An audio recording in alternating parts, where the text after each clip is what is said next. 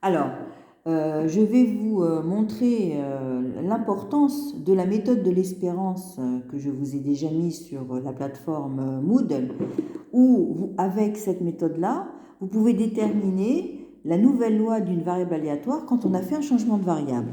Donc ici, je vais utiliser cette méthode pour que vous puissiez bien la comprendre sur la propriété des variables aléatoires normales suivantes.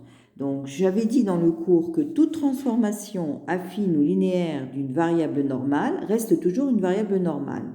Et c'est ce qu'on va démontrer en utilisant la méthode de l'espérance. Donc, on a une variable aléatoire normale x, d'espérance m et de variance sigma carré. Qu'est-ce qu'on va faire? On va poser y qui est égal à x plus b, où a et b sont des nombres réels. Bon, donc là, j'effectue une transformation affine.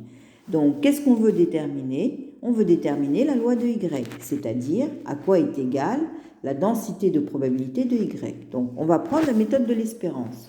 Donc, la méthode de l'espérance consiste à exprimer l'espérance de y, donc en fonction de x. Donc, l'espérance de y, c'est l'intégrale sur r de y fois la densité de probabilité de y que l'on cherche. Donc, mais si j'exprime cette intégrale en fonction de x, c'est quoi? C'est l'intégrale sur r de ax plus b fois la densité de probabilité de x, qui est 1 sur sigma racine de 2pi, exponentielle de moins 1,5 de x moins m sur sigma au carré dx. Donc, je vous avais expliqué que c'est à ce niveau-là qu'il faut faire le changement de variable sans calculer explicitement l'intégrale. Donc, on va poser petit y qui est égal à x plus b. Alors, quand on fait le changement de variable y égale à x plus b, c'est équivalent à x qui est égal à x moins b sur petit a, et le dy qui est égal à dx. Alors, il faudra faire attention. Donc, on va supposer que si a est strictement positif, parce que les bornes, elles vont changer. Donc, si x tend vers moins l'infini, y va tendre vers moins l'infini. Si x tend vers plus l'infini, y tend vers plus l'infini. Et si a est strictement négatif, si x tend vers moins l'infini, y vers plus l'infini, et vice-versa, si x tend vers plus l'infini, y vers moins l'infini. Donc, on va considérer le cas où a est strictement positif. Donc, quand je fais le changement de variable, j'ai espérance de y qui est égale à l'intégrale sur r, puisque je suis dans le cas où a est strictement positif, de y fois 1 sur sigma racine de 2pi, fois exponentielle de moins 1,5 sur sigma carré, de quoi? Donc, j'exprime x en fonction de y, c'est-à-dire y moins b sur petit a moins m au carré, fois le dx qui est égal au dy sur petit a.